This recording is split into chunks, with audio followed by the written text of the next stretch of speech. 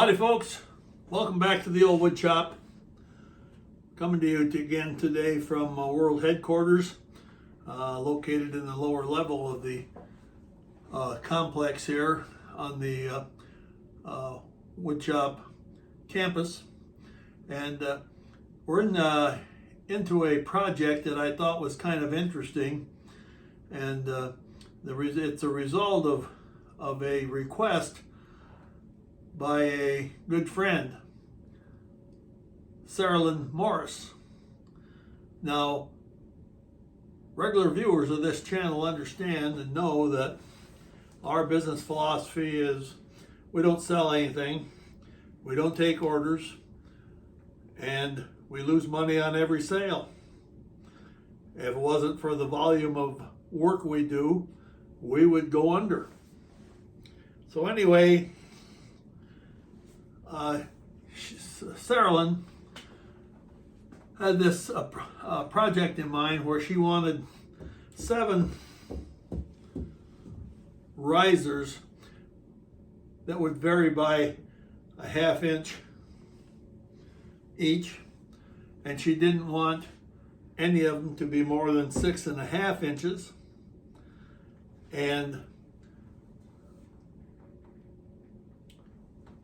they needed to be at least 4 inches in diameter finished. The candle that she has in mind is 3.5 inches. So I thought about the best way that you might do this. And contrary to what you might think, it's rather difficult to get a piece of wood that will finish out turned round at 4 inches. It's available, but so I thought about what might be the best way for an amateur like me to do it. So I decided that I would glue several pieces of wood together to make a square that would be at least 4.5 inches each way. So I have in front of me 7 pieces, and it's this is the first stage. So I glued the wood together. I cut them into the appropriate lengths. So starting at 3.5, 4, 4.5, 5, 5.5, 6, 6.5, 7 of them. So the first thing to do is to get all 7 of them down to the basic 4-inch diameter. So I'm in the process of doing that now.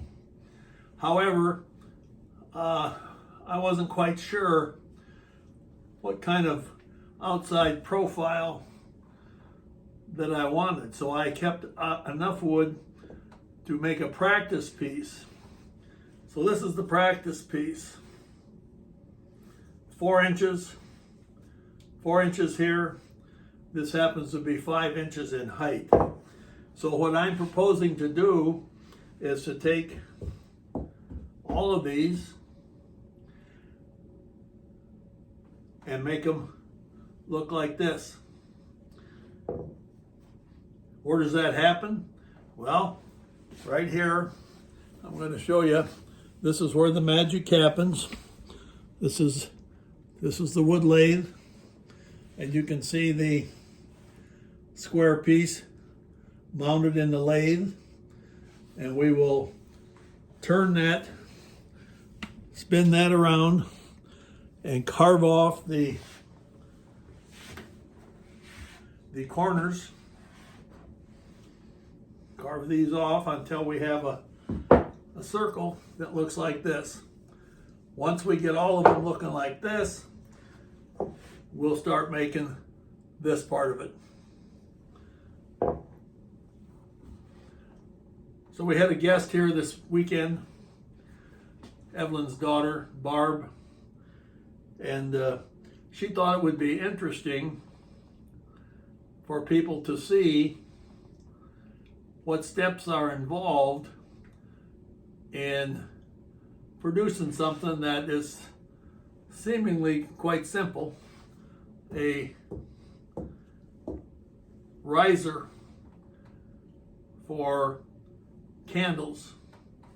And let me emphasize, this is a very simple design. There are much more complex designs that would take more time. But I always look for the simplest way to go. So that's it, folks. If you have any questions, you can visit us here at World Headquarters, or go to our website and sign in there and ask your questions. And we have a question and answer department that will be happy to get back to you with any of the particulars. Thanks for watching, folks. Have a great day.